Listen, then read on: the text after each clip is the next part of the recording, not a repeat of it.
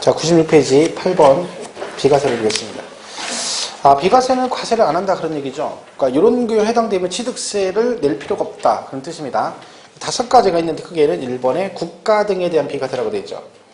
국가는 다 비과세겠죠. 왜? 걔네가 과세권자인데 국가 지자체가 지가 세금 부과하고 지가 내고 지가 가져간다는 얘기잖아요. 하나만 한 얘기죠. 그죠? 비과세인데 거기 1번에 국가 등에서 동그라미 1번 보면 뭐라고 되어 있냐면 국가, 지자체, 조합, 외국 정부 및 주한 국제기구의 취득에 대해서는 뭐한다? 취득세를 부과하지 않는다. 얘네들은 다 세금 부과를 안 합니다. 단 2번에 대한민국 정보기관의 취득에 대해서 과세하는 외국 정부의 취득에 대해서는 취득세를 부과한다. 그러니까 외국 정부는 무조건 과세하는 건 비과세 주는 건 아니라는 거죠. 그러니까 눈에는 눈, 이에는 이 이거죠. 우리나라 정부 재산에 대해서 과세하는 우리도 하고 비과세는 같이 비과세, 같이 과세 그러는 거지 무조건 비과세 주는 건 아니다 그런 얘기죠. 상호주의라고 그래요. 상호주의. 그걸 우리가 보통요. 2번 국가 등의 기부 체납 등이라고 돼 있죠. 그런 거잖아요. 왜 내가 이제 국가가 뭐 공공시설 같은 거 할 때 돈이 없으면 민간 자본 투자시켜가지고 그리고 건설 같은 거 하잖아요. 그럼 얘네들이 자기들이 돈을 주고 그 건축을 했는데 나중에 그걸 다 일정 기간 사용하고 나면 뭐예요? 국가에 기속을 시키죠. 그러면 얘가 처음엔 내가 취득을 한 거지만 결론적으로 최종적으로 국가에 기속이 되면 소유권이 누구한테 넘어가는 거야? 국가 등한테 넘어가죠. 그러면 어차피 최종적으로 걔네한테 갈 거니까 아예 뭘 해주겠다? 비과세를 해주겠다. 그러니까 정부에서 민자 같은 고속도로 같은 거에 민자 고속도로 많죠. 전국에. 대표적인 논산 천안간 고속도로가 대표적인 민자 고속도로입니다. 근데 민자 고속도로의 특징은 통행료가 비쌉니다. 민간 자본이니까 엄청 비쌉니다. 일반 고속도로 경부 이런 것보다 훨씬 비쌉니다. 그러니까 논산천안 같은 거 보면 이쪽에서 보면 여기는 뭐 5,000원이다 그러면 여기 7,000원, 8,000원 막 이러죠. 왜? 지네 돈 들였으니까 빨리빨리 빼야 될 거 아니야. 본전을. 그러니까 비싸죠. 그럼 비싸면 어떻게 해요? 안 다니면 되잖아. 안 다니면 돌아가야 돼. 삥 돌아가야 되지. 그죠? 그럼 대전으로 돌아가지고 광주 전라도 가려면 돌아서 대전으로 돌아서 이렇게 호남고속 타고 저리에서 서대문 쪽으로 내려가면 한참 돌아야 되죠. 그러니까 직선으로 가는 거죠. 그러니까 엄청 밀립니다. 거기가 항상 보면. 상습 정체구역이죠. 빠르긴 한데 비싸죠. 그죠? 자, 그런 얘기들입니다. 그 다음 2번 신탁법에 따른 신탁재산 취득이라고 되어 있죠? 신탁재산 취득. 자, 갑이 을에게 저는 신탁을 했대요. 그죠? 근데 여기 신탁은 명의신탁도 있고, 그죠? 여러 가지 명의신탁 얘기하는 거 아니에요? 명의신탁 몰래 하는 거니까 세금을 내야 되죠. 얘는 근데 뭐예요? 신탁법에 따라 신탁 등기를 하고 등기를 넘겨주는 거예요. 그러니까 내 걸 관리해달라고 맡기는 거죠. 우리나라는 이 신탁이 많이 안 돼 있는데 외국 같은 경우 이런 게 되게 많이 돼 있죠. 외국은. 예를 들면 옛날에 엘비스 프레슬리가 죽을 때 딸이 나이가 어리니까 엘비스 프레슬리 재산을 바로 못 물려주니까 걔가 성인이 될 때까지 신탁 기관의 재산은 신탁이 돼요. 자동으로. 그리고 걔가 그걸 관리하다가 나중에 딸이 성인 되니까 상속이 되는 거죠. 그런 식으로 많이 됩니다. 그래서 내가 나중에 알죠? 모르시죠? 나중에 마이클 잭슨하고 결혼하고 이혼하고 막 그런 게 있어요. 잘 몰라도 체면 안 나오는 건데. 그죠? 그럼 얘가 신탁을 했어요. 그죠? 그러면 얘를 뭐라고 하냐면 위탁자라고 그래요. 얘를 뭐라고 그래요? 수탁자라고 그래요. 수탁자. 그럼 지금 원래 재산 누구 거예요? 얘 거죠. 근데 관리 목적으로 맡긴 거죠. 등기가 넘어갔네요. 하지만 을은 실질적으로 이걸 취득한 게 아니라 형식적으로 관리 목적으로 받은 거죠. 그러니까 뭐였죠? 비과세. 자, 얘가 사정이생해서 병한테 넘어갔어요. 얘가 대신 관리하는 거죠. 얘를 뭐라 그래? 새로운 수탁자 그래요. 근데 입장은 둘이 똑같죠. 둘 다 관리만 하는 거죠. 그죠? 비과세. 자, 끝났어요.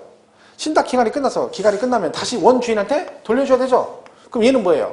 이거 사오는 거 아니죠? 자기 거 맡겼다가 도로 찾아오는 거잖아. 그러니까 당연히 뭐다? 비과세. 자, 이게 비과세입니다. 그래서 얘는 탁탁이 탁탁.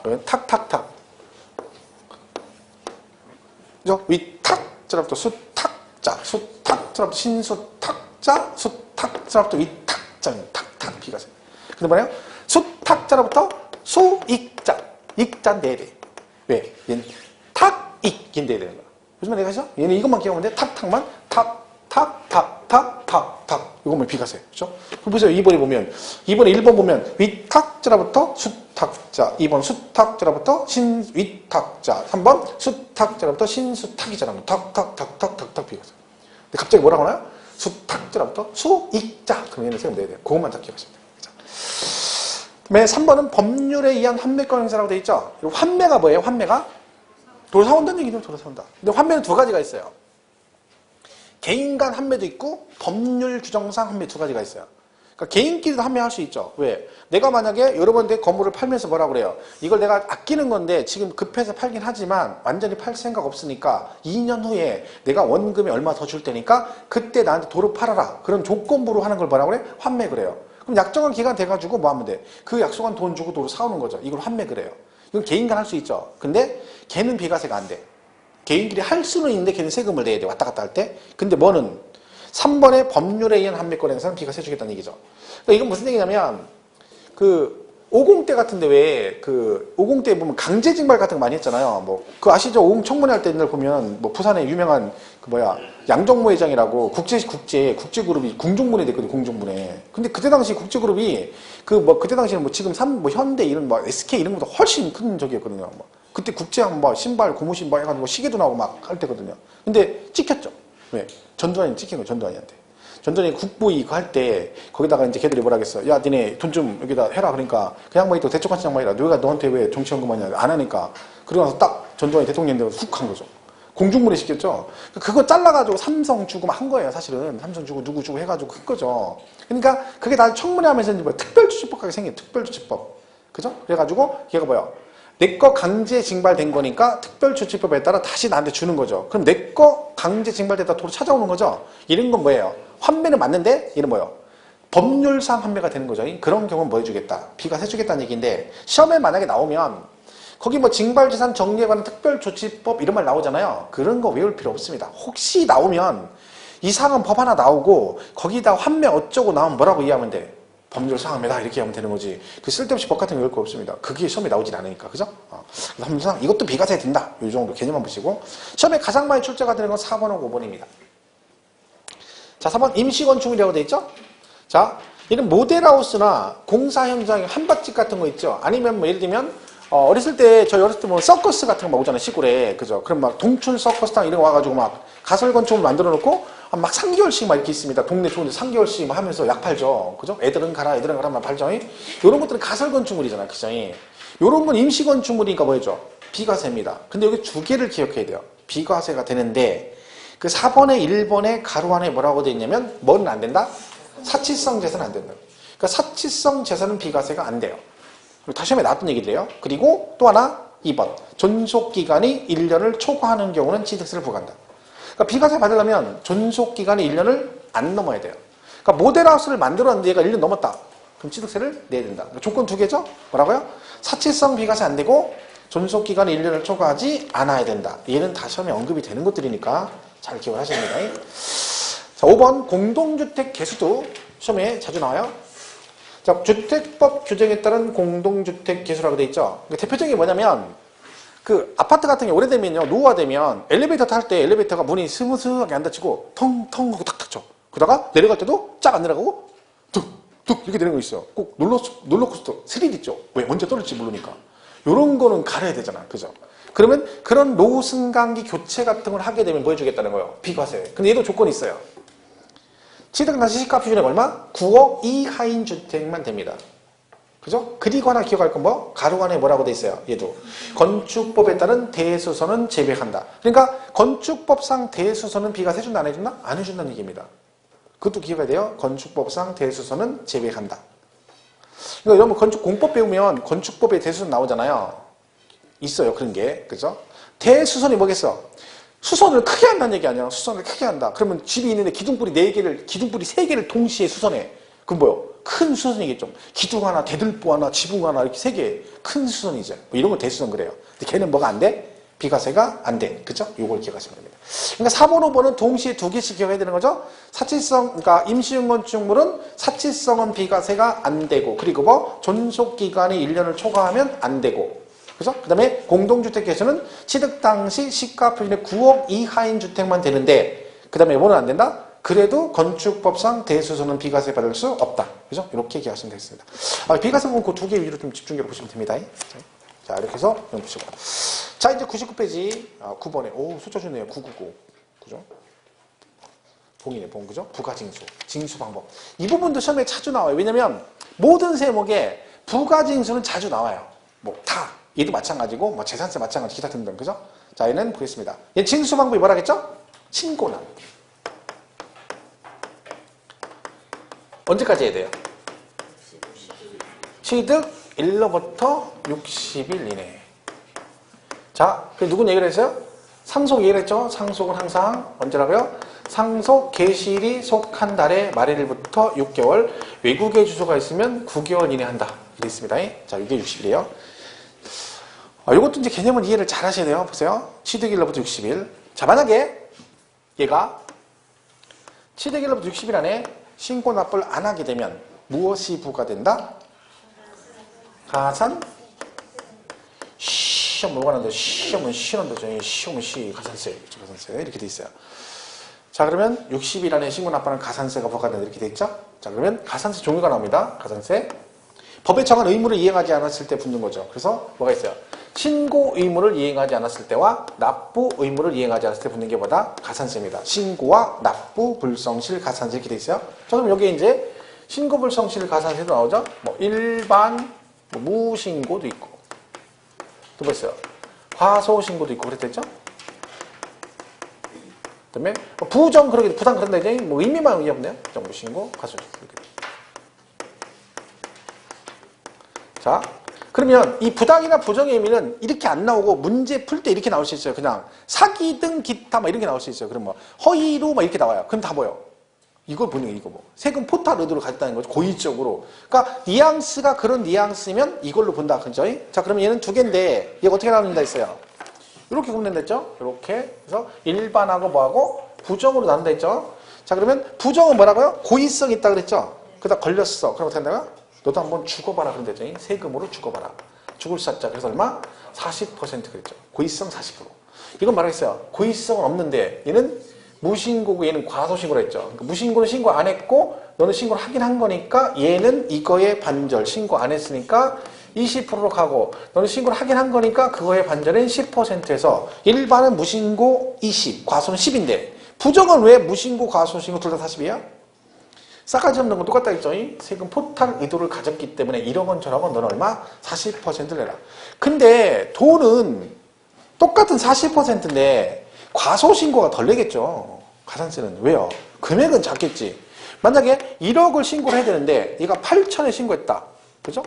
그러면 아예 무신고 안에는 이 금액 자체를 신고 안 한 거죠. 그럼 얘는 가산세가 여기에 40% 붙을 거야. 세금 포탈이면. 그죠? 근데 과소신고는 얼마에 대해서 가산세가 붙겠습니까? 2천이죠, 2천. 왜? 이거는 신고한 거잖아요. 그럼 얘는 가산세 부르면 안 되지. 그럼 안 한 게 얼마야? 2천이지. 그럼 얘는 이거에 가겠지.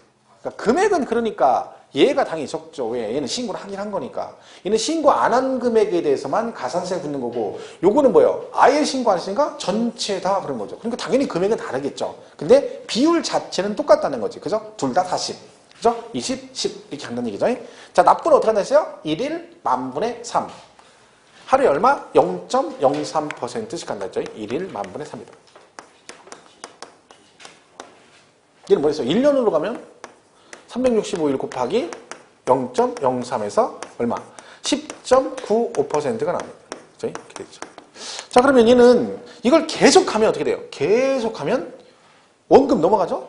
10년 그 100% 넘어가잖아요. 그러면 이건 사채죠, 사채. 그죠? 그래서 한도가 있어, 한도. 100분의 75를 한도로 한다. 이런 말이 있어요. 그러니까 원금이 만약에 100만 원이다, 취득세가. 그럼 계속 안 내면 얼마까지만 나올 수 있는 납부는 75만 원까지만 나올 수 있다. 근데 더 이상 부과 안 한다. 이거는 작년에, 작년 초에 한 게 아니라 작년 초쯤에 개정이 된 거예요. 근데 시험에는 언급이 안 됐었어요. 그러니까 얘가 왜 75%냐면 가산금 있죠, 가산금. 기억나시나요? 자, 가산금이 일반 가산금이 있고 또 뭐가 있어요? 중가산금 있잖아요. 그럼 얘가 3%고 중가상금은 1개월 지날 때마다 최대 1.2%씩 60개월까지 간다고 했잖아. 그럼 얘가 72% 나오거든요. 그러니까 가상금은 최대 얼마까지 나와? 75%까지 한정이 돼 있잖아, 원래부터. 얘는 더 이상 안 내잖아요. 근데 얘는 그게 없었거든요. 그러니까 얘하고 형평성이 안 맞으니까 이걸 맞춰가지고 너도 얼마? 얘처럼 얼마? 75%까지만 내라 해서 이게 생긴 거예요. 근데 이게 골 때리는 게 지방세만 해당돼요. 한도가. 그러니까 국세는 한도가 없어요. 100분의 70 이런 거 없고 지방세인 취득세, 등록세만 75% 한도다. 이렇게 돼 있습니다. 자, 그러면 이렇게 설명을 하면 여러분이 볼 때 얘들이 굉장히 중요해 보이잖아요. 그죠? 당연히 이걸 공부를 하겠죠. 그래서 여러분이 나중에 문제가 나오면 이걸 열심히 외운 분들이 되게 많이 틀려요. 왜? 자, 원금에 가산세 붙었잖아요. 그죠? 그럼 원금이 이거 붙은 거죠? 그러면 원금 플러스 이거 해서 얘도 내야 되잖아. 자, 그러면 가산세가 붙으면 징수 방법이 보통 징수와 신고납부 중 무엇일까요? 이게 문제인 거예요. 그죠? 얘는 보통 징수. 그러니까 여기까지 가야 돼. 그러니까 문제를 내잖아요. 그러면 얘가 맞아. 그럼 부정이 나와서 그럼 뭐라? 너 한번 죽어봐. 죽을 사람 너 한번 죽어봐. 40. 맞았어. 너 한번 죽어봐. 아니라 본인이 죽어. 본인이. 왜? 여기서 이걸 외웠는데 여기서 만약에 신고하고 납부하여야 한다. 그러면 땡. 틀린 질문이 돼버려요. 근데 얘만 맞으면 얘는 이거 안 보는 거야. 보통 지금 사든지 그건 니들이 알아서 하고 나는 중요한 건 40 맞았으니까. 그건 나 맞으면 뭐야? 정답이 틀린데. 그러니까 항상 공부는 여기까지만. 보통 대부분 이것만 주라 외우는 거예요. 그리고 얘는 안 해. 그럼 나중에 얘가 신고 납부든 보통 징수든 막 신경 안 써요. 그러니까 어떤 때는 맞고 어떤 때는 틀리고 그런 거야. 그럼 뭐 희한하다는 거예요. 지난번에 40에서 맞았는데 왜 이번 40이 틀리니? 이러고 있다. 왜 그런지 원인도 모르고. 항상 여기까지 가야 돼요. 왜냐면 이게 문제가 뭐냐면요. 취득세가 원래가 신고납부잖아요. 그죠? 근데 신고납부가 얘만 있는 게 아니에요. 취득세 내용에. 뭐 어떤 경우도 신고납부, 이것도 신고납부, 얘 말고도 몇 개 더 있어요. 근데 얘는 뭐라고요? 보통징수야. 그럼 예를 들면 여러분 생각해보세요. 1, 2, 3번은 전부 다 신고납부, 신고납부, 신고납부고 4번은 보통징수예요. 그럼 여러분 공부할 때 이거 안 틀리려면 공부를 어떻게 하는 게 제일 좋아? 그러면서 1번도 신고납부, 2번도 신고납부, 3번도 신고납부 이렇게 외우면 이거 틀릴 확률이 굉장히 많습니다.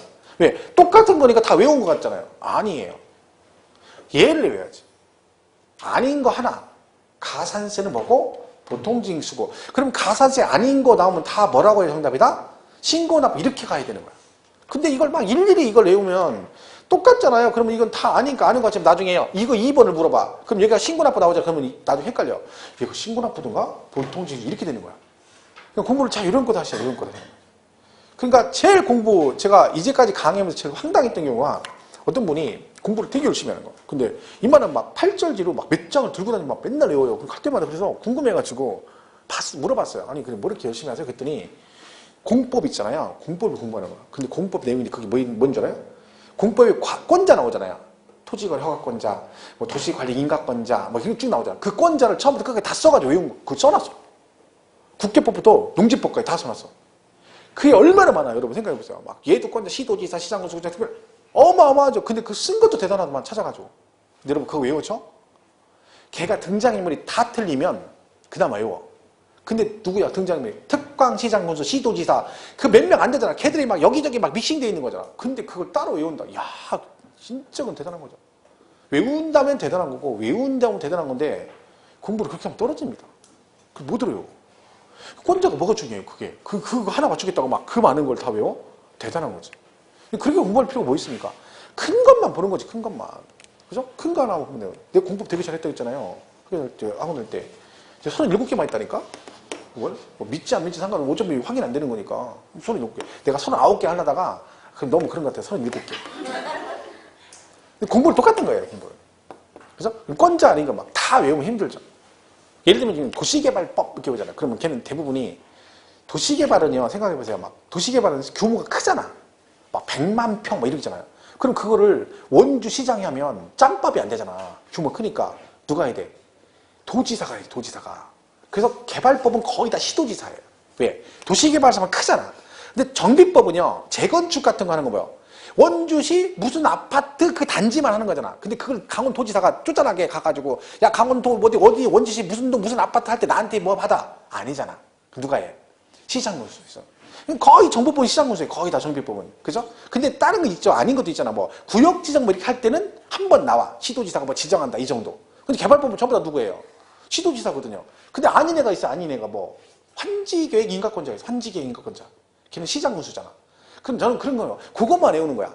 특이하게. 일단 나머지 외우는 거 하다 보면 외워지지만 큰 틀은 그렇게 자꾸 하는 거죠. 그러니까 안인의 환지계획 인가권자는 시장군수. 나머지 모르면 지정권자 찍고 이렇게 하는 거죠. 근데 갑자기 정비법 하는데 잘 모른다 했더니 막 시도시사 막 찍어. 그럼 틀릴 확률이 겁나 많은 거잖아요. 그죠? 그런 거예요. 국계법은 특광시장군수가 대부분이잖아. 근데 토지거래 허가권자는 특별시장, 광역시장이 아니라 시장군수 구청장이도 그런 식으로 좀 얘가 큰 틀을 만들어 놓은 다음에 세부적으로 들어가야 되는 거지. 막 무대뽀로 막 하면 안 돼요. 개발법하고 정비법을 공부하는데 순서를 모르면 되겠습니까? 개발법이 뭐예요? 도시 개발을 하겠다는 거잖아. 근데 그게 뭐예요? 이런 식으로 개발을 한다 순서잖아. 그러면 여러분 머릿속에 순서로 있어야 되는 거 아닙니까? 뭐 개발 계획 수립하고 인가받고 뭐 정비법도 정비 기본계획, 정비계획, 그다음에 사업은 4가지가 있는데 시행 어떻게 하고 그다음에 뭐 하고 이거 아니에요? 그럼 그게 머릿속에 순서로 이게 있어야 그게 흘러가는 걸 알아야 나중에 공부를 하면 전체적인 흐름을 아는 거지. 그냥 하나만 딸랑 외우니까 얘가 어디 소속인지 못 찾아. 이게 개발법인지 정비법인지 이러고 있으니 그게 공부가 되냐고. 그게 안 되는 거죠. 그러니까 원래 공부하면 그러잖아요. 제목 보라고 하잖아. 어떤 사람들은. 그죠? 책 표지 제목을 외우라는 사람도 있잖아요. 목차. 근데 그게 도움이 됩니다. 목차가 외우면 적어도 어디에 뭐가 흐름이 흘러가 있는 건 흐름은 알 수 있거든요. 그러면 공부할 때 훨씬 편하죠. 근데 막상 여러분 해봐봐. 그 공부 안 하는데 그 책바닥에 표지 갖다 놓고 목차 외워봐. 내가 뭐 하는가 싶은 거예요. 이게 왜 이짓하고 있나 그런 생각이 들어요. 왜? 그건 공부하는 게 아닌 것 같거든. 책을 막 보고 줄쳐가면서 해야 공부하는 건데 목차는 황당해 보이죠. 근데 그것도 도움이 됩니다.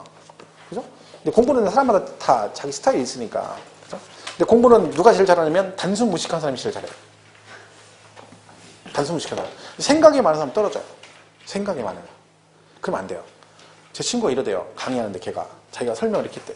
자, 여기 42만요. 여기 7만. 얘를 막 설명하고 갔더니 쉬는 시간 따라왔대 그분이. 근데 선생님, 네, 질문할 게 있대. 뭔데요? 그랬더니 왜 이거를요 42만이고 얘는 왜 7만으로 얘를 들었니? 진짜 싫어해요. 제 친구 강의를 강사인데 이렇게 이걸 질문하더래. 왜 42만 7만이라고 했니? 근데 이게 기출문제 지문이래. 옛날에 나온 거. 그러니까 일단에는 익숙하게 하려고 기출문제 지문을 그대로 예를 든 거야. 갔대. 다음 주에 수업을 또 했대요. 근데 또 질문을 하셨대. 자, 얘가 또 설명을 했대요. 자, 여기요. 7만. 여기요. 7만. 그래서 또 오셨대요. 뭐라고?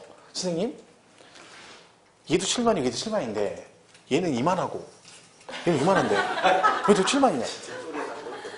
이렇게 질문하셨어요. 진짜 그런 분이 있다는 거예요. 근데 그럴 수는 있습니다. 왜냐하면 처음에는요 뭐든지 다 공부하니까.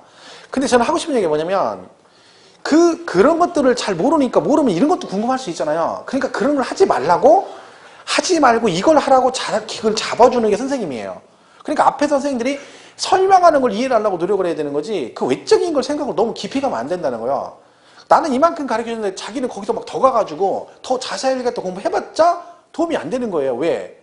자격증은 그게 아니거든요. 얘는 제가 매번 얘기해요. 학문하는 게 아니라니까 우리는. 자격증 시험 보는 거야. 그러면 그냥 이게 이겁니다. 그러면 거기까지만 가는 게 제일 좋은 거예요. 근데 왜 그런지가 뭐가 중요해요. 이게 이렇대 그러면 그냥 그럼 끝나는 거야.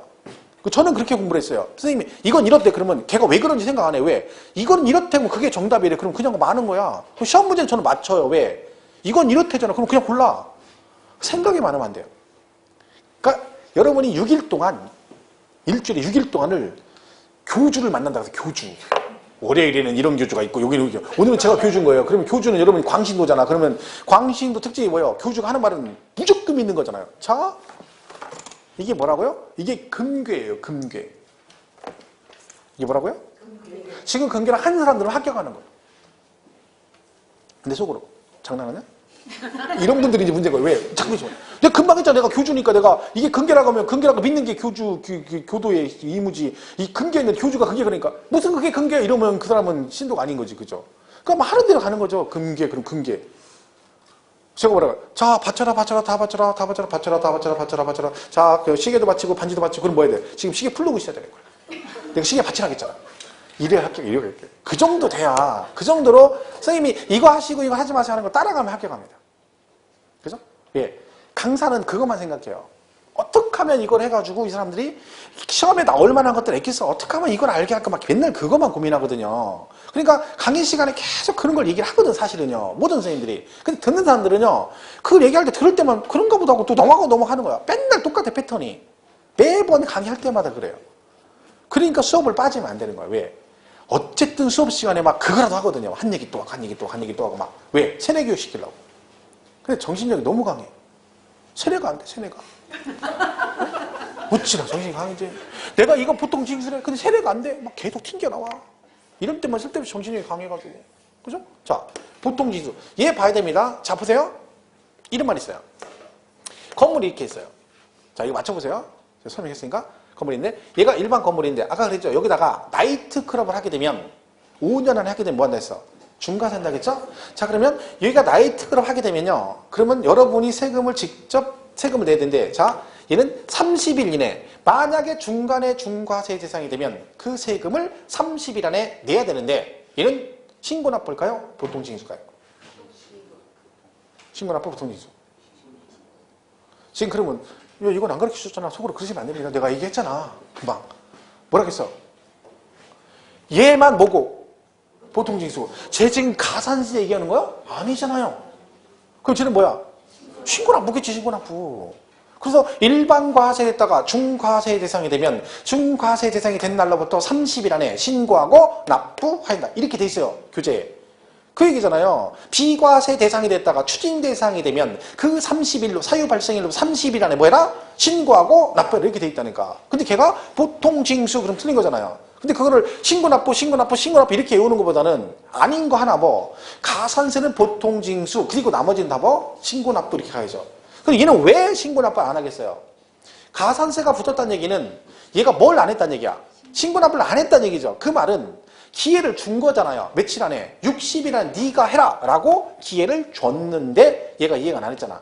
그러면 원금도 신고를 안 했는데 거기에 가산세가 추가됐어. 그러면 이거를 금액이 더 커졌는데 얘가 신고 납부할 리가 없죠. 그리고 얘는 이미 싹수가 노랗다는 거예요. 왜? 기회 줬는데 말 안 들었잖아요. 그러니까 이제 뭐 내가 원금에 뭐 붙여서 가산세 붙여서 고지서 보내줄 테니까 너는 세금이나 내라 이런 뜻입니다.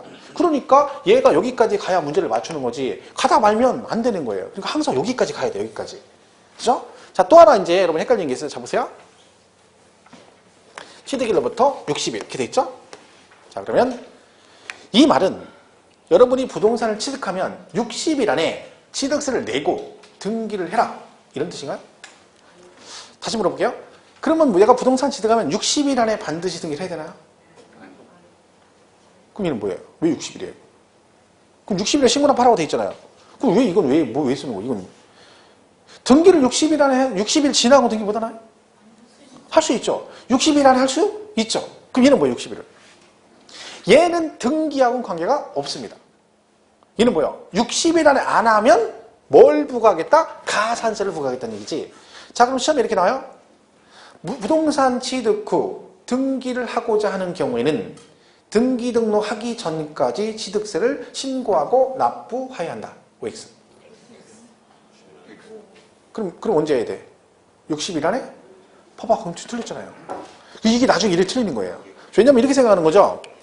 취득세는 항상 우리가 뭐라 그래요? 신고납부 언제 합니까? 그럼 뭐라 그래요? 60일 안에 그랬잖아요. 근데 갑자기 문제에 뭐라고 나와? 부동산을 취득 후 등기하고자 하는 경우는 등기 등록하기 전까지 신고하고 납부해야 한다. 그러니까 틀렸잖아. 왜 무슨 등기 등록하기 전까지야? 60일 안에 해야지. 이렇게 되는 거야. 맞는 얘기예요. 자, 보세요. 이렇게 물어볼게요. 내가 아파트 샀어, 지금. 그죠? 그럼 등기하셔야죠. 등기해야 되잖아. 그러면 세금 뭐 내야 돼? 취득세. 자, 그럼 이 취득세를 등기하기 전에 세금을 먼저 내고 등기를 하나요? 등기를 하고 나서 세금을 내나요? 세금 먼저 내고 등기해야 되죠? 그러면 여러분이 뭘 하려면 내가 뭐 등기를 하려면 무조건 뭘 내야 돼? 취득세를 내야 되는데 아무리 늦어도 언제까지 내야 돼? 내가 등기소 가서 등기 신청서 접수하기 전까지는 내야지. 왜? 그걸 안 내면 뭘 안 해줘? 등기를 안 해주잖아요. 그러니까 네가 뭘 하고자 한다면 등기를 하고자 한다면 무조건 취득세는 60일이 아니라 언제까지? 등기 등록하기 전까지 세금을 내야 된다. 그런 얘기죠. 그런데 60일을 지나고 등기를 하게 되면 등기 등록하기 전까지 세금을 내는 건 똑같은데 무엇도 같이 내야 돼? 가산세까지 같이 내야 되는 거야. 그럼 결론은 시험 문제 풀 때 지문에 아무 얘기 없이 취득세 신고납부 기한 그러면 이걸로 가면 되는 거예요. 근데 뭐라고 나왔을 때만 지문에 등기를 하고자 이렇게 나왔을 때는 그때는 60일 그러면 안 되고 뭐라고 해야 돼?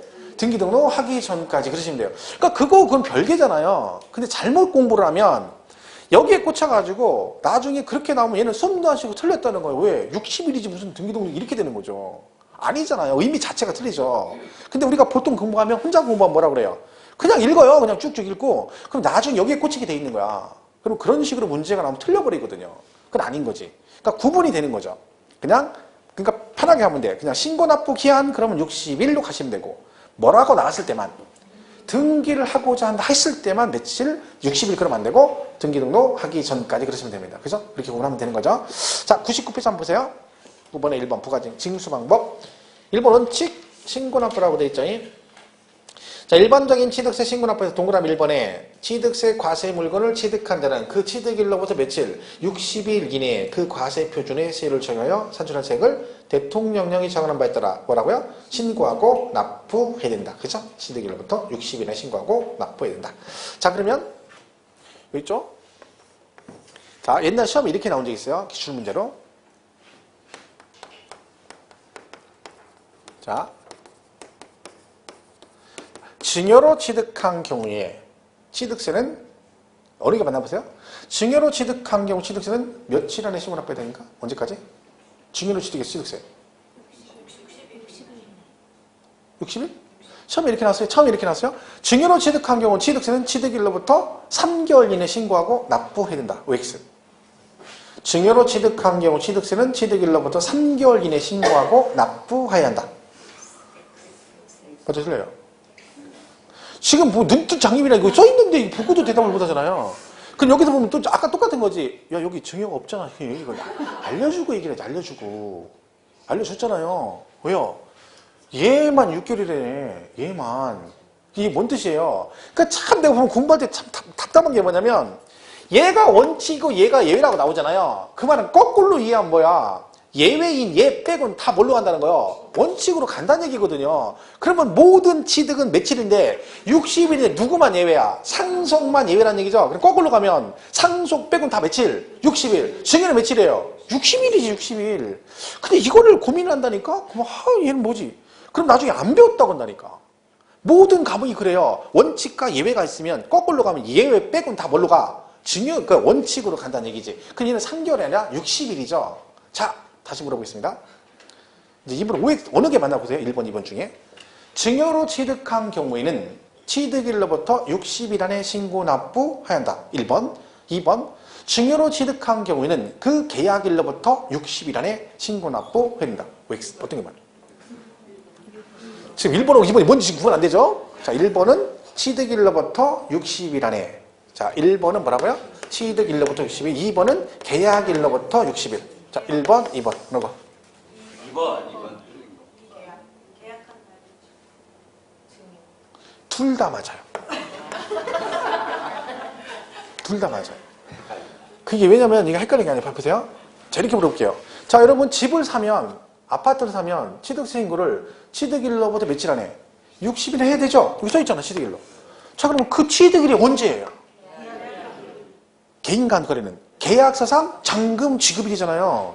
그죠? 그러니까 그럼 제가 문제 볼 때 여러분한테 여러분이 아파트를 매매로 취득하면 취득세 신고를 취득일로부터 60일 안에 해야 됩니다. 이 말하고 그게 아니라 계약서상 잔금 지급일로부터 60일 안에 해야 됩니다. 이 말이 같은 말이야? 틀린 말이야?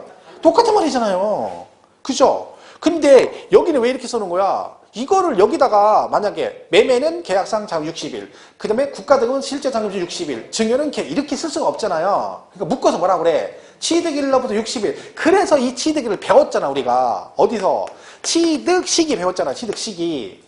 유상승계는 국수공판장은 뭐고 사실상 잔금 지급일이고 개인간 거래는 계약서상 잔금 지급일이죠. 그럼 거기서 배웠잖아. 그러면 개인간 취득하면 취득일로부터 60일인데 그 취득일이 언제야? 계약서상 잔금 지급일이죠. 그럼 여러분은 이날부터 60일인데 이날이 언제라? 계약서상 잔금 지급 이렇게 가는 거죠. 그러니까 증여는 며칠? 취득일로부터 60일. 증여는 취득일이 언제요? 계약일. 이게 똑같은 말이에요. 근데 왜 이 얘기를 하냐면 우리가 공부를 그렇게 한단 말이죠.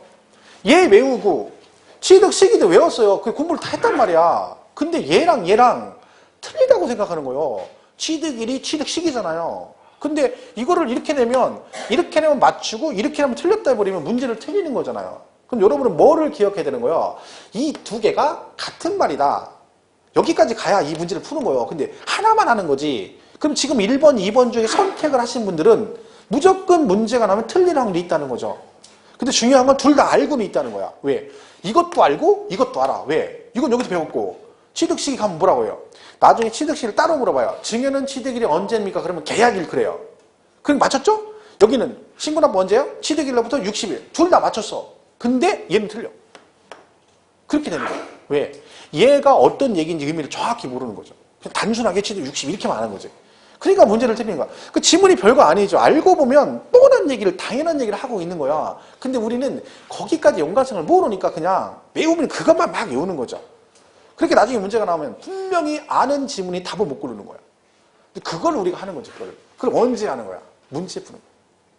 그러니까 문제를 푸는 거예요. 요렇게도 문제를 풀고 요렇게도 내는 거야. 그럼 두 번을 풀어보면 아, 얘가 이게 그 얘기구나 이렇게 아는 거지. 근데 단순하게 책만 봐가지고는 절대로 연관성을 못 찾습니다. 그러니까 이것도 제가 지금 문제가 이렇게 나왔다고 얘기하니까 지금 헷갈리잖아. 그죠? 두고 보고도 헷갈리죠. 왜 그래요? 헷갈리는 게 아니라 연관성을 내가 아직 모르기 때문에 헷갈릴 수밖에 없는 거죠. 근데 알고 보면 같은 얘기라는 거지. 그러면 얘는 둘 다 맞다는 거 아무것도 헷갈릴 일이 없는 거죠. 그걸 우리가 자꾸 알아야 됩니다. 그래야 점수가 나오기 시작하는 거죠. 자, 그렇게 보시면 돼요. 근데 그건 앞으로 하면 되는 거니까 지금 뭐 신경 쓸 거 없습니다. 앞으로 맨날 하는 일이 그거니까. 자, 동그라미 2번 토지거래 허가구역 나왔는데 이거는 나중에 여러분 국회법 토지거래 허가구역 배우죠? 국회법 마지막에 나오잖아요. 그 공법 좀 하시면 다음 파스 때 하겠습니다. 그러면 이걸 설명을 그때 하기 좀 편하죠? 그러니까 지금 꼭 안 해도 되니까 놔두시고. 3번 상속 나왔죠? 상속. 상속에 대한 취득은 언제라고요? 상속 개시일이 속한 날의 말일부터 6개월. 외국에 있으면 9개월입니다. 얘 조심할 건 다 아는 얘기인데 시험에 또 내보면 어떻게 들려요? 상속 개시일로부터 6개월 이렇게 내보면 또 아무 상관없이 맞다는 사람이 있어요. 개시일 아니고 개시일이 속한 달의 말일부터 6개월. 그러니까 결론은 그 문제 풀 때마다 그 지문에 거기 해당되는 헷갈릴 수 있는 부분을 항상 인식을 해야 돼. 내가 인식을. 그리고 습관을 자꾸 들여놓아야 돼. 그래야 실수를 안 하는 거지. 실수는 결국 그거예요. 훈련을 많이 하면 실수를 안 해요. 연습을 많이 하면 실수를 안 한다고. 근데 여러분 실수하는 건 딱 뭐예요? 연습을 안 해서 그런 거예요. 10번 할 거 5번밖에 안 하니까 실수를 할 수밖에 없는 거죠. 그러니까 실수 안 하면 한 번이나 더 연습하면 돼요. 똑같은 거. 그죠? 그럼 되는 겁니다. 자, 넘어가면 100페이지. 동그라미 4번 있죠? 100페이지 동그라미 4번. 등기 등록 시 취득 시 신고 납부라고 돼 있죠? 자, 1번 기억 뭐라고 돼 있죠? 재산권과 그 밖의 권리, 취득 이전에 관한 사항을 공부해. 그 다음 뭐라고 돼 있어요? 등기하거나 등록하려는 경우 이렇게 나왔잖아. 그럼 60일 그러면 안 되고 등기 등록하기 전까지 취득세를 신고하고 납부해야 한다. 됐죠? 그러니까 이제 안 헷갈리죠, 그거? 지금 헷갈리면 상관없어요. 나중에 또 하면 되니까. 뭐 지금 시험 보러 가는 거 아니니까 신경 쓸 거 없습니다. 자, 그거 주시고. 그 다음에 2번, 3번 됐고요. 나중에 보시고. 오른쪽 예외 보통징수 나오죠? 자, 일단 여기에 예외에 보통징수 딱 나오면 이거 읽자마자 얘가 뭘 얘기하는 거다? 가산세 이렇게 딱 나와야 되는 거야. 가산세는 보통징수 했으니까, 그죠?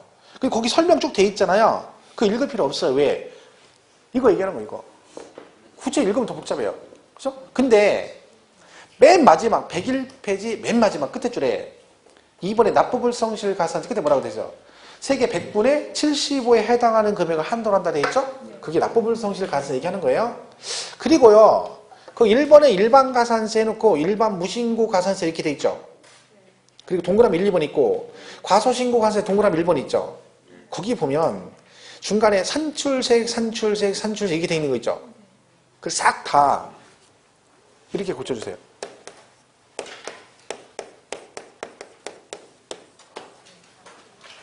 그러니까 이거를 이렇게 돼 있죠 지금? 이렇게 고쳐줘요. 개정됐어요 이것도. 그죠? 그러니까 세법이 원래 항상 보면 책이 막 누더기예요.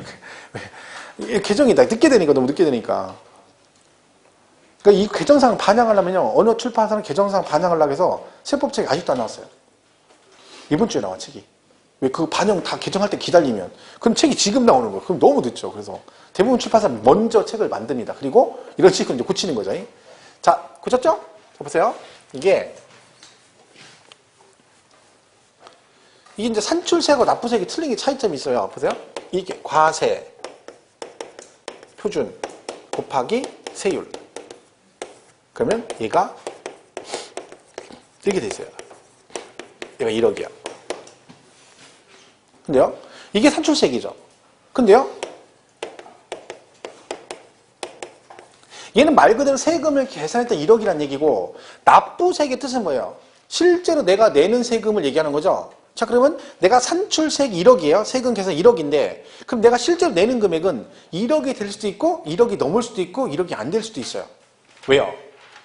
만약 여기다가 가산세가 붙으면 이거보다 납부세액이 커지는 거고 여기서 이 사람이 감면을 받아요. 만약에 내가 100% 감면 대상이에요. 그러면 감면을 받으려면 세금을 일단 계산하거든요. 왜? 감면을 해놓고 50% 감면 받을 수도 있고 100% 감면 받을 수 있으니까 세액을 산출했단 말이에요. 그리고 여기서 100% 감면 대상이면 세금을 내요 안 내요? 안 내. 그런데 얘가 신고를 안 했어. 감면 대상인데. 그럴 수 있죠. 그러면 얘는 가산세를 묻는 거예요. 왜? 산출세액에 가산세를 묻잖아요. 그러면 요거 안 해서 여기다가 20% 이렇게 되는 거야. 근데 돈은 안 내는데 뭐는 내? 가산세는 내잖아요. 그게 앞뒤가 안 맞잖아. 왜? 나는 대상이 아닌데 감면만 대상인데 이걸로 가산세를 부과하니까 요거 안 했다 해서 이건 안 냈지만 여기서 이걸 안 해버리니까 여기다 부과하면 세금은 안 내는데 가산세가 부과되니까 이게 앞뒤가 안 맞는 얘기죠. 그래서 이걸로 안 가고 뭘로 가? 납부세액에 대해서 가산세 부과한다는 얘기죠. 그러니까 요거 말고 요거를 이제 했을 때 여기다가 가산세 부과하겠다 그런 얘기죠. 이게 맞는 얘기예요. 벌써 고쳤어야 되는데 그동안 안 돼 있었죠. 그러니까 그냥 산출세액을 전부 다 뭘로 고쳐라? 납부세액으로 고쳐라. 잘 시험에 원래 이런 건 잘 안 내거든요. 근데 요즘엔 너무 시험 문제가 많이 나와서 낼 게 없으니까 어쨌든 용어 자체가 바뀐 거니까 조금 신경을 쓰는 게 좋겠습니다. 그죠? 일단 그렇게 수정을 해주시고 나중에 정업회 나오면 거기에 같이 또 돼 있으니까 지금 뭐 고치시면 좋죠. 나중에 두 번 일이니까. 그죠? 납부는 똑같이 보시면 돼요. 네, 됐죠? 넘어갔습니다. 120페이지가 되면 뭐 중과산세랑 쭉 나와 있는데 이거 기한후 신고는 요건 저기 때 하겠습니다. 다음 봤을 때. 그죠? 일단은 여기는 가산세 용어만 기본적인 개념만 좀 정리하도록 하죠. 이렇게 보시면 되겠습니다. 네. 그러니까 넘어가면 104페이지 부가세 있죠? 부가세. 자, 부가세는 아까 방자하고 춘향 있다, 향단 있다 그랬죠? 농어촌 특별세 10%하고 지방교육세 20%가 있다. 여러분 거기 내용 나머지 읽지 마세요. 왜냐면 그 제목만 보세요. 그게 밑에 보면 설명이 농특세하고 지방교육세 어떻게 구하느냐 그 설명해 놓은 건데 그 지금 읽으면 머리 굉장히 아파요. 이 부분 계산하는 게 되게 쉽지 않아요. 나중에 제가 이 부가세 계산을 한번 할 거예요. 수업 시간에. 근데 우리가 보통 부가세 할 때 굉장히 복잡해 이게요. 생각보다 계산 방식이. 왜냐면 주택 같은 건 진짜 복잡해요. 주택은 1.1% 그러거든요. 6억이면 1.2% 부가세 포함해서 어떤 건 1.3% 막 이래요. 그럼 0.1%가 부가세라는 얘기인데 이 0.1% 어떻게 구하니 이게 되게 복잡해요. 왜 주택은 감면만 1%, 2%, 3%잖아요. 막 다 틀려요. 그러니까 걔는 잊지 마세요. 머리 아프니까. 대신 뭐는 기억해야 돼. 부가세가 두 개가 있다. 하나는 뭐다? 농특세 10%. 또 하나는 지방교육세 20%. 요것만 기억하면 돼. 그렇죠? 가지 마시고. 105페이지 6번에 면세점 나오죠? 자, 면세점은 세금을 뭐 하는 거라고요? 면제해 준 거라겠죠? 면제해 주는 거. 그죠? 세금 면제해 줍니다. 그러면 이 면세점이 어디 가면 있다 있어요? 공항. 공항 말고도 있는 데가 있어요. 어디요? PX. 지금 PX가 안 하더니? PX 말고 뭐? 충성마트라고 하는가? 지금 뭐 이렇게 저희 군대 있을 때는 황금마차라 해가지고 막, 그죠? 그거 오면 막. 제가 저기 철원에 있었거든요. 철원에 그 철집 근무 했었거든요. 그럼 막 거기 이제 어쩌다 한 번씩 와. 막 그게 저기 오는 거지. 그 막 PX 그 차가. 근데 우리는 하도 험해가지고 우리 소대까지 안 와요. 그거 살려면, 고참들이 배낭 메고 가는 거야. 산 하나 넘어가지고, 그럼 거기까지만, 그럼 거기 가서 사오는 거야. 그럼 주문 받아. 너 초코파이 몇 개 해가지고, 라면 몇 개 해가지고. 그때, 그죠? 여기 되게 싸죠? 면세점. 그죠? 그러니까 계룡대 같은 데 가면, 거기 공군 상군 본부 있잖아요.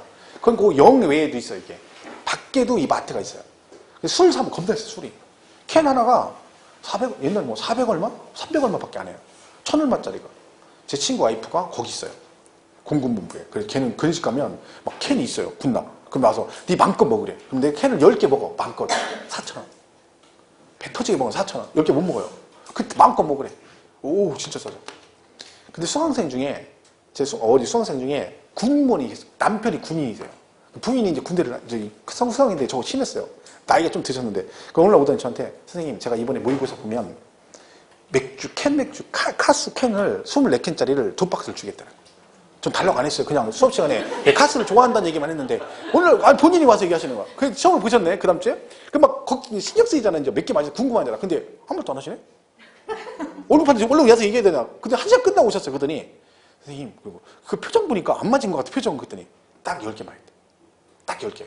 그럼 10개 맞으면 나 뭐 죽인다 했어. 카스 준다고 했잖아요. 근데 10개 맞았다고 그냥 가시네. 그럼 준다 얘기를 해. 그러면 이제 제가 쉽게 이렇게 얘기를 아무 말도 안 하셔. 그럼 그냥 한 주 지나갔네? 그 다음 주 갔는데 내가 생각해. 아니 이 양반이 준다고 해서 줘야지. 갔다부터 얘기를 아무 말도 안 하는 거. 물어볼 수는 없고. 근데 수업 딱 끝났는데 뭐라냐? 선생님 잠깐 나오래. 왜요? 따라오래. 갔더니 차에다가 싣고 갔어. 2박스를. 그럼 미리 얘기해야지. 난 전철 타고 왔잖아. 얘기는 차를 갖고 왔을 거 아니야. 전철 타고 왔는데 박스 2개를 48개를 차에다 주게 빨리 가져가래. 나 진짜 그래가지고 가져갔잖아. 전철에다가. 왜? 그걸 안 가져가면 학원에다 맡겨야 되잖아요. 그 학원에 맡겨서 써봐. 두 박스를. 나중에 올 때는 한 박스만 들고 와야지. 왜? 하나는 줘야 될 거 아니에요. 근데 원장이 계신데 나 이거 두 개다 이게 들고 못 나오잖아요. 아 근데 그거를 그렇게 갖고 오신 거예요. 그래서 할 수 들고서나 그냥 알았다고 기다리라고 내가 가방 갖고 가지고 두 개 들고 왔다니까. 전철까지 태워졌어요. 그래가지고 들고 갔대. 전철 마흔 개 들고 왔어. 왜? 먹기 들고 가야지. 먹어야 되니까. 제가 술을 그건 좋아하거든요. 아 근데 미리 얘기했었으면 내가 차를 끌고 가면 트렁크에 싣고 오면 되는데 갑자기 오라고 하더니 트렁크 열더니 간식 가려는 거예요. 이거 어떻게 해요? 아 나 진짜 근데 들고 왔다니까 내가. 그죠? 들고 가야죠. 얘도 있어요. 취득가액이 50만 원 이하. 그죠? 근데 그분이 작년에 합격하셨어요. 재수하셨었는데 여자분이 나이 좀 있으신데 1차 붙고 2차 따로 해서 합격하셨죠. 그죠? 그래서 중간에 나중에 그것도 주시대. 들기름 짠 거. 집에 들기름 짠데 오리지널. 근데 다는 못 주니까 선생님 6명이 2명만 준 거예요. 2명만. 저하고 사대가 맞은 거지. 그러니까 그분은 제가 사대가 맞는 거야. 나하고 한 명 있어요. 친한애. 둘이면 나중에 둘이만 줬더라고. 딴 선생님 안 줬대 얘기하지 말해. 난 다 준 줄 알았어. 그랬더니 제하고 둘이만 받았더라고. 딴 선생님 얘기했어 봐. 큰일 났죠. 그럼 욕먹지 그죠. 근데 난 2개 받았다니까? 집사람이 별걸 다 받아온대. 그죠? 근데 뭐 그런 거 주면 드물죠. 그죠? 근데 처음 받아봤네 그런 거는. 자 50만 원 이하죠? 50만 원 이하. 자 그럼 얘는 뭐야? 50만 원이면 면세점을 적용한다. 취득세 부과한다 안 한다? 안 한다. 그럼 50만 원이면 부과한다 안 한다? 안 한다 했죠. 이하니까 얘 포함한다겠죠. 50만 원까지는 취득세 부과를 하지 않는다. 그런 얘기입니다. 자 그게 면세점이게요. 자 근데 이럴 수 있죠. 건물이 이렇게 땅이 있어. 근데 이 땅을 이렇게 사는 거예요. 50만 원, 50만 원, 50만 원, 50만 원. 왜요? 1월 1일, 2월 1일, 5월 1일, 10월 1일. 왜 그래요? 면세점, 세금 안 내려고. 이럴 수도 있다는 거지. 자, 이러면, 만약에 이게 허용이 되면 어떻게 있어요? 자, 땅을 샀어요? 취득세가 1억이라네, 취득세가. 그럼 어떻게 하면 돼요? 50만 원, 50만 원, 50만 원, 50만 원, 면세점, 이렇게 땅값밖에 이렇게 신고하겠지. 1년 동안 하는 거지. 왜? 나 같으면 1년 합니다. 왜? 1년이면 1억 벌잖아요. 그러면 이거 안 하겠어요? 대한민국 이거 하는 사람 엄청 많겠죠. 그래서 법이 뭐가 있어? 인접한 토지 건축물을 취득을 하게 되면 1년 안에 취득하게 되면 이 전체를 한 건의 취득으로 본다. 그럼 무슨 얘기죠? 자 이때 50만 원 몇을 받았죠? 다음 달 또 샀잖아. 이때는 어떻게 돼? 이걸 하나로 보는 게 아니라 얘하고 얘를 한 건으로 보면 이때는 얼마가 되는 거야? 100만 원으로 본다는 얘기죠. 그럼 결론 이때는 된다 안 된다? 안 된다 이때부터. 그러니까 결국 이렇게 사면 한 번만 된다는 얘기죠. 그럼 이거 만약에 받으려면 어떻게 해야 돼? 이번 올해 2016년도에 50만 원, 2017년도 2010 이렇게 하면 되는 거지. 명찰 보면 뭐 중간에 가다가 이제 가셔야 되죠. 이렇게, 그죠? 자, 그래서 요게 면세점 규정입니다. 그래서 거기 105페이지 6번에 동그라미 1번은 50만 원 이하라고 돼 있죠? 동그라미 2번 보세요. 토지 또는 건축물을 취득한 자가 그 취득한 날로부터 몇 년 안에? 1년 이내에 그 인접한 토지 건축물을 취득하면 각각 그 전후의 취득에 관한 토지 건축물 취득을 한 건의 취득 또는 한 구의 건축물 취득으로 보아 뭔다? 50만 원 여부를 판단한다. 그 얘기 뭔 얘기인지 아시겠죠? 전체를 한 건으로 본다. 그 얘기죠. 3번 연부 취득은 연부금 총액을 기준으로 면세점 여부를 판단한다. 우리 연부 취득이 돈을 1년에 한 번씩 주는 거잖아요. 근데 얘는 과세 표준은 연부 금액이고 면세점은 연부금 총액을 기준으로 판단한다. 뭐 그런 얘기입니다. 보시면 되고. 자, 마지막 7번. 납세지 나오죠? 자, 세금은 어디다 내요? 얘는 특광도겠죠? 어디? 물건의 소재지. 왜요? 얘가 지방세 중에 무슨 세야? 특광도세잖아요. 그죠? 자, 그런데 잘 보세요. 근데 얘는 여기다 안 내요. 여기다 내고 얘는 여기다 내. 그러니까 여러분 이 건물 사면 얘 어디다 내야 돼? 강원도에다 내야 돼. 강원도. 그죠? 그럼 강원도청이 어디 있어? 춘천에 있어요? 그럼 여기서 여러분 세금 내려면 여기서 어디까지 가야 돼? 춘천 가는 기차타고 가야 되잖아. 그죠? 그러면 춘천인 줄 알고 갔더니 어디가 있어? 또 제천가 있고 이럴 수 있잖아요. 잘 못 찾아가가지고. 그죠? 길 잃어버릴까봐. 강원도 험하잖아. 어디 또 갔더니 막 철원, 어디 저기 철원, 화천철원 어디 뭐 산속에 들어가 있다. 이제 무장공민 줄 알고 추송받을 수도 있고. 그러니까 뭐야? 여기다 내. 가지 말고 어디다? 해당 시, 군, 구다 대라. 이렇게 돼 있어요. 그럼 여러분 원주시에다 세금을 내. 그럼 원주시를 어떻게 해? 걷어서 어디다 갖다 줘? 강원도에다 갖다 줍니다. 그러니까 위임규정이 있어요. 시험에 뭐라고 해요? 도세 징수 위임 규정에 따라 물건의 소재 지역을 시장군수 구청장이 징수한다라고 돼 있습니다. 그러니까 만약에 시험에 얘가 한다 해서 틀렸다 그러면 안 된다는 거예요. 무슨 말인지 이해가시죠? 자, 시험에 이렇게 나온 적 있어요. 취득세는 물건의 소재지에 관할 시군 금고에 신고하고 납부해야 된다. OX. 기출문제 지문이에요. 취득세는 물건의 소재지에 관할 시군 금고에 납부해야 된다. 골라보세요. X 같죠? 왜? 아니 나는 시군까지 이해하는데 무슨 근고에다 세금을 내. 집에 있는 근고 띵이 너희다 어땠는데? 정답이에요. 왜요? 이 근고가 집에 있는 그 근고 얘기하는 게 아니라 지정은행 그 얘기지. 그러니까 설마 그게 진짜 근거라 하겠어? 법에 무슨 시근 말도 안 되는 거지. 그럼 집에 있는 벽장에 있는 벽에 있는 근거다 이게 이해가 아니잖아요. 그러니까 시군에 지정은행이 있으면 거기다 내고 없으면 시군에다 내는 것인가? 시군 또는 시군 금고에 납부한다 이렇게 돼 있어요. 시행령에 그렇게 돼 있는 거야. 그러니까 이것도 맞는 지문이죠. 위임규정이니까 그죠? 그런 얘기입니다. 그거 보시면 돼요. 자 105페이지 7번에 납세지 1번 도체징수임이라고 돼 있죠. 취득세는 취득 물건의 소재에 관할 특광조에서 그 취득자의 부과는 도세이다. 그러나 보세요. 그러나 뭐라고요? 지방세 기업들은 조세징수 위임규정에 따라 시장무수 구청장이 징수하여 특광도에 납입한다. 그렇죠? 그 얘기입니다. 그러니까 그게 틀린 지문이 아니다. 그렇게 얘기하시면 되겠습니다. 자 이렇게 해서 취득세는 그렇게 정리를 하도록 하겠습니다. 프린트 안 해준 거 있죠? 그거 잠깐 풀고 마치겠습니다. 뭐 금방 하는 거니까 이거 뭐 1분이 뭐 있죠? 공부한 거니까 쭉쭉 읽으면 되는 거죠. 자, 1번 취득세 세율은 두 개로 돼 있죠? 뭘로 돼 있다? 표준세율과 중과세율로 구분하여 적용되며 자, 가감 적용할 수 있는 건 뭐만 된다? 표준세율만 된다겠죠? 중과세율은 가감 적용 안 된다겠습니다. 그죠? 그러니까 표준세율에 대해서 50% 범위에서 가감할 수 있다. 2번 동일한 과세 물건에 둘 이상 세율이 적용되면 그중 높은 거 낮은 거.